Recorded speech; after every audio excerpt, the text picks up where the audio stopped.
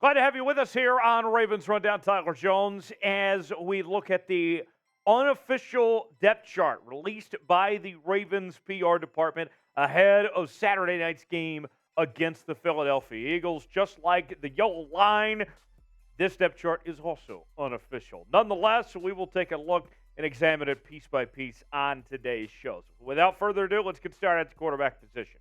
No surprise, Lamar Jackson is at QB1 with Tyler Huntley and Josh Johnson in the next three spots. Anthony Brown, who was on the active roster at one point last year, is the fourth-string quarterback where things stand right now.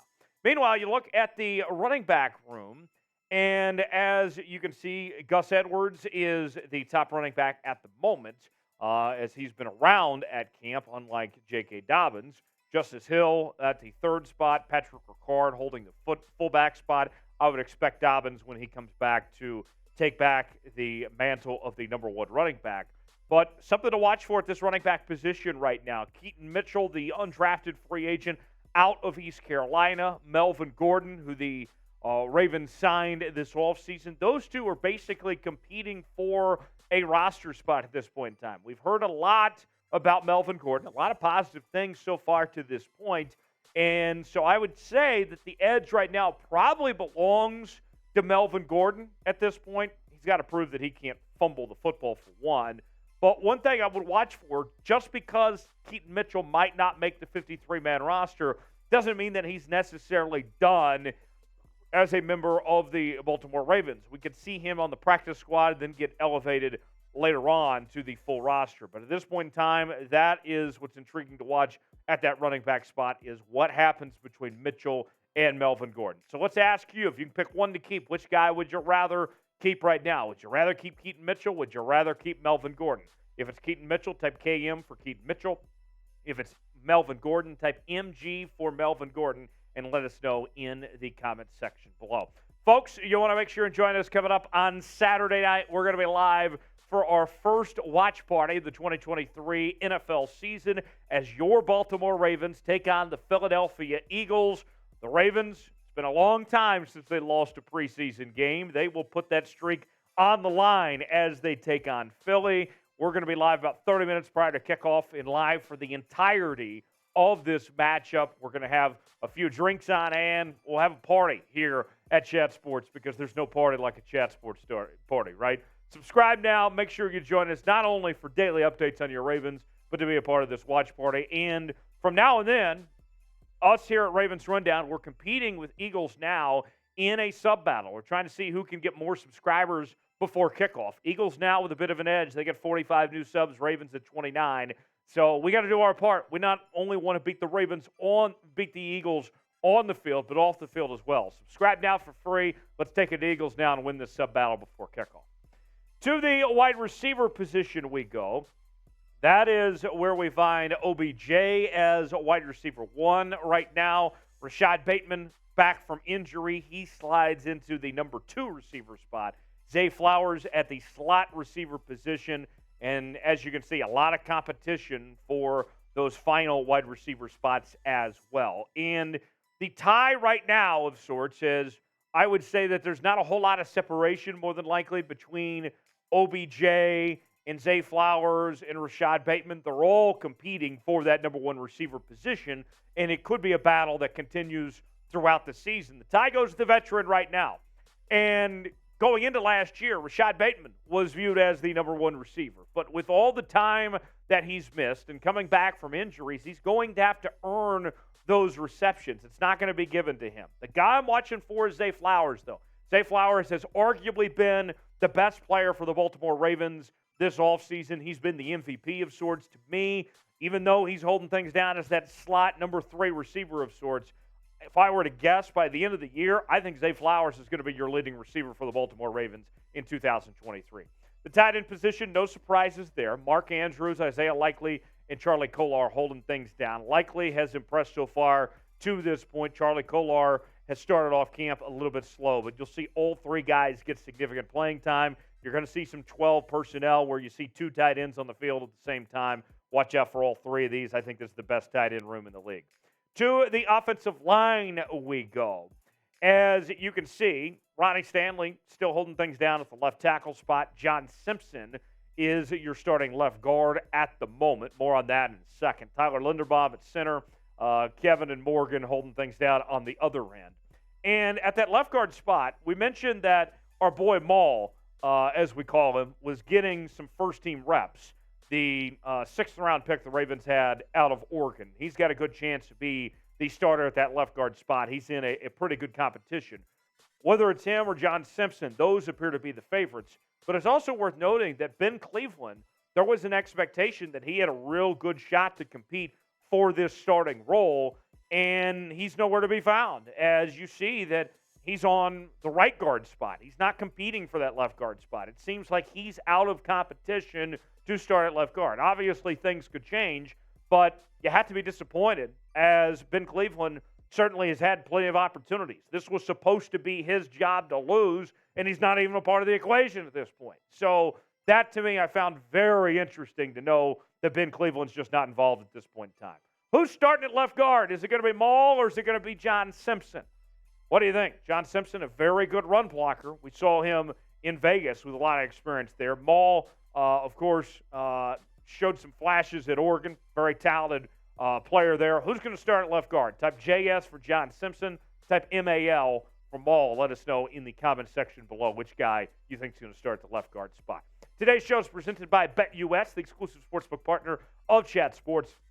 If you go to chatsports.com/bet, you can get a 125% deposit bonus when you use the promo code CHAT125. Put $100 down, you get $125 to spend for free. You can bet on this weekend's game between your Ravens and the Eagles, as well as other preseason games. You can also bet on some MLB action. We know the Baltimore Orioles are real hot right now. You can also put some lines down whether it comes to the likes of some soccer or motorsports, whatever it may be. We got your game covered. Chatsports.com/bet. Promo code CHAT125 for that 125% deposit bonus. CHAT125 at chatsports.com/bet. To the defensive line is where we turn our attention to next.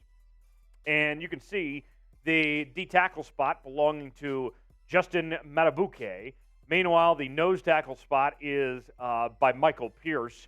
And then what do you know? Broderick Washington, who just got paid yesterday, he is your starting defensive end right now. This is a change from what we saw from Broderick Washington last year. Now, we told you on this program within the last couple of weeks that we expected Broderick Washington to get paid and that he was going to be part of the long-term plans of the Baltimore Ravens, that there was a significant interest in him and his future.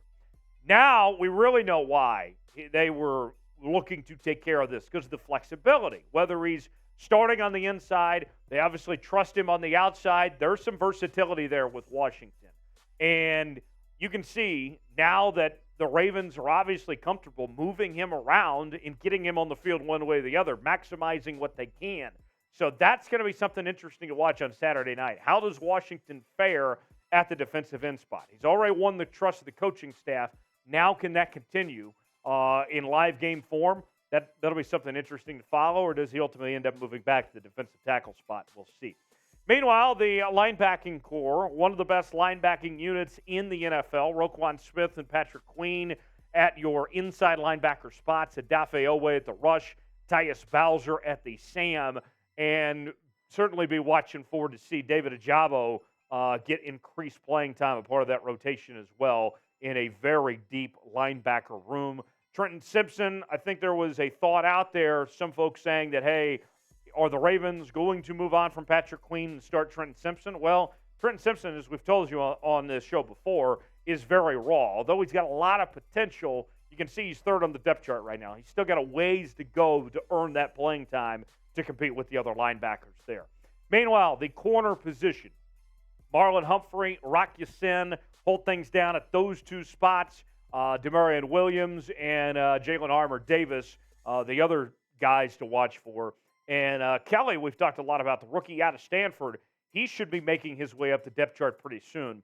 And worth noting on this, Rock Ya-Sin, although he's injured right now, and we're waiting to see him make his full recovery, and the intentions are that he's not going to be out that long, he's still holding things strong at that number 2 corner position. Even without him out there, we haven't seen him lose his job. So that tells me that Rock Ya-Sin has impressed this coaching staff, that when he was out there, that he has been able to do what he needed to do to make a difference, to cement himself for that number 2 spot. So that's really good. That says a lot that Rock Ya-Sin is doing a lot of the right things there as far as that goes for that number 2 corner position. Speaking of Rock Ya-Sin, here's what I want to know. Does he hold that outside corner spot, or is somebody else going to take advantage of it? We mentioned with some other decent corners there in that corner room. What do you think? Should Rock Ya-Sin start at outside corner or not? I like Rock Ya-Sin a lot. As long as he recovers properly, I don't see any reason why he shouldn't be starting outside corner. Weigh in, tell us what you think in the comment section. Y for yes, in for no. If Rock Ya-Sin should start at outside corner or not, let us know what you think in the comment section. To the safety position, and the Ravens have one of the best safety rooms in the league. Geno Stone, the injury with him, still holding steady at that backup safety spot. Meanwhile, Marcus Williams, Kyle Hamilton, your starting safeties. Big opportunity for Kyle Hamilton to really step up and lead the way for the Ravens, in his second year after being drafted out of Notre Dame last year. Marcus Williams, of course, coming off a really good season in his own right. This safety room is going to cause a lot of problems. Brandon Stevens also on that safety lineup as well, as far as that goes. Meanwhile, the Ravens special teams unit, as you can see, the best special teams unit in the National Football League as far as I'm concerned. Justin Tucker, Jordan Stout holding things down to the kicker and punter position. New long snapper Tyler Ott comes over from the Seattle Seahawks. Devin Duvernay holding things as the kick and punt returner. Some other options potentially with Justice Hill, James Prochet, and Zay Flowers there, as well as Keaton Mitchell and Wright as well. I'll say this. If we were just talking about as a receiver, Devin Duvernay would be very close on if he would make the 53-man roster or not. But because Devin Duvernay is your guy for kick and punt returns, he is, without question, going to make this 53-man roster. He's in great shape to make it and be a huge impact player for this Baltimore Ravens team. So he's there. He's good to go. He's going to be the go-to player on kick and punt returns. You're going to see him a lot on that side of the ball as far as I'm concerned. So now that you've seen the entire Ravens depth chart, how would you grade it? Give it a grade for me, A, B, C, D, or F, and let us know in the comment section what you think of the depth chart for your Baltimore Ravens. Let us know, A, B, C, D, or F, in the comment section below. Folks, don't forget to join us on Saturday night, Ravens and Eagles watch party, live here on the channel. We'll get things going about 30 minutes prior to kickoff. You will not want to miss it. We will see you then. Thanks for joining us here on Ravens Rundown.